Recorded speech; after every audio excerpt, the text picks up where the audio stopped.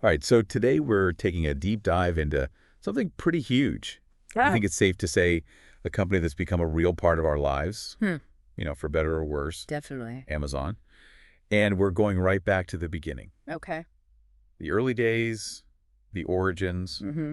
and we're using Brad Stone's book, The Everything Store, Jeff Bezos and the Age of Amazon. Oh, an excellent choice. A really well-researched look at how this whole thing started. And I think our mission here, what we're really trying to uncover is how did Amazon go from this, small online bookstore to the global giant it is today? What were the key decisions, the sort of DNA of the company that made that happen? Right. And, there are going to be some really interesting things for folks who are interested in business in general. I think, innovation, how things actually get built in the real world. Exactly. And, one thing that struck me right away reading Stone's book is that Amazon's story doesn't start in a garage like so many other tech companies. Right. It's Wall Street. Wall Street, exactly. Jeff Bezos was this, quantitative finance whiz kid at D. Shaw and Co. Yeah. And D.E. Shaw was a fascinating place in itself. I mean, they weren't just your typical Wall Street firm.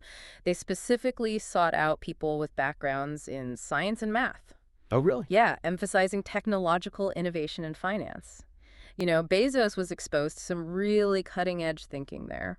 Okay, so already there's this element of data, of systems, Absolutely. which obviously Amazon is all about. Totally. And Stone even mentions that Bezos was the youngest vice president at D.E. Shaw and that he was constantly jotting down ideas in a notebook. Yeah, real idea guy, always thinking ahead. Right, not just content with the status quo. And there's this great anecdote in the book about how he really admired entrepreneurs like Frank Meeks. The Domino's pizza guy. Yeah, the Domino's Pizza franchisee.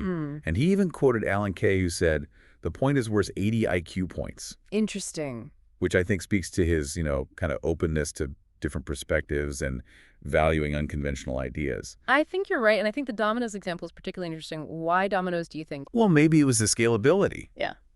Meeks built this massive franchise operation. Right, very systematized. Yeah, and maybe Bezos saw that as a model for rapid growth. Possibly. And then you have this huge turning point that Stone really emphasizes the explosive growth of the World Wide Web. Yeah, 2,300% annually. I mean, just insane growth. And Bezos being Bezos, he saw that and immediately started thinking, what kind of business could thrive in this environment? Right, and the book says his initial idea was actually an everything store.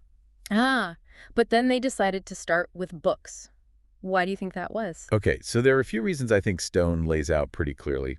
First, books are pretty uniform. A copy of To Kill a Mockingbird is the same no matter where you buy it, right? Makes sense. And then the wholesale market was fairly concentrated. There's a Yeah. few main players like Ingram and Baker and Taylor, so the supply chain seemed manageable. Okay, I see. But the biggest thing I think was the sheer volume of books out there. Millions of titles. Yeah, no physical bookstore could ever stock that many. Exactly. So the online bookstore had this huge advantage right from the start in terms of selection. This idea of infinite choice, which is really core to Amazon. And it's not like Bezos was operating in a vacuum. Stone mentions how he actually looked at existing online bookstores like Bookstacks Unlimited and Wordsworth. Yeah, kind of scoping out the competition, seeing what was working, what wasn't. Right. And there's that great anecdote in the book about him ordering a book from this place called Future Fantasy Bookstore, and it arrived all damaged. Oh, yeah, showing the logistical challenges of early online retail. Exactly. And then you had this whole regret minimization framework that Bezos used to make the decision to leave Wall Street. This is so interesting. It's based on the book The Remains of the Day, right? That's right. And Bezos basically asked himself, when I'm 80 years old, what will I regret more? Not taking this chance. Exactly. He figured he could live with the business failing. But not even trying. And I think this really shows how he thought about risk and opportunity. Yeah, this long-term perspective. And of course, Stone talks about his parents, understandably, they were a little worried about him leaving this stable job on Wall Street. But they still invested. Even after he told them there was a 70% chance of failure. Wow, that's faith. Yeah. And we can't forget Mackenzie Tuttle Bezos' wife at the time. She was a crucial part of the early team. Handling accounting, recruiting, all sorts of things. A real partner in the whole endeavor. So we've got the idea, the funding, and now it's time to build this thing. And of course, this is where we get to the famous garage. Yeah, the quintessential startup story. Right, a converted garage in Bellevue, Washington. Yeah. And Stone really paints a picture of those early days. Makeshift desks made out of doors from Home Depot. Talk about scrappy. And of course, this is where Kafan comes in, the first employee, the tech genius who really got the website up and running. And Cafan's background is pretty interesting, too. Yeah, his connection to Stewart Brand and the whole Earth catalog, which was all about making information accessible. Right. Very much in line with the whole Amazon ethos. And Stone talks about how Kafan was initially skeptical. I mean, who wouldn't be right? But he came around and even took stock options instead of a full salary. That's belief in the vision.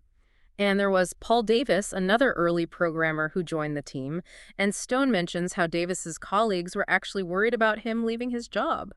They even sent him a care package. I mean, it really shows how unconventional this whole online bookstore idea seemed at the time. And building the website itself was no easy feat. Right, this is the early days of the web. They were using these Sun Spark servers, which Stone says were notorious for blowing fuses in Bezos's house. Oh, man. And the technology was so primitive compared to what we have today. Yeah, basic HTML, no JavaScript, no AJX. Every time you clicked a button, the entire page had to reload. It's mind-boggling how far we've come. And their fulfillment process was incredibly manual. Yeah, they didn't actually have any books in stock. They'd only order them from Ingram or Baker & Taylor after a customer placed an order. Yeah, and to meet the minimum order quantities, they'd sometimes include these out-of-stock books about lichen. The Lichen-Bic loophole. Exactly, just shows their resourcefulness. Right, and even with all these limitations, Stone makes it clear that Bezos was laser-focused on the customer experience right from the start. That's one thing that never wavered.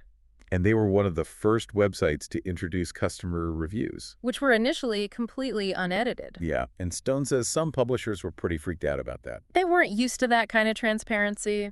But Bezos believed in giving customers all the information they needed to make informed decisions. Yeah, he was putting the customer first, even if it meant potentially negative reviews. So July 16th, 1995, Amazon.com officially launches. The first order was for a book called Fluid Concepts and Creative Analogies by John Wainwright.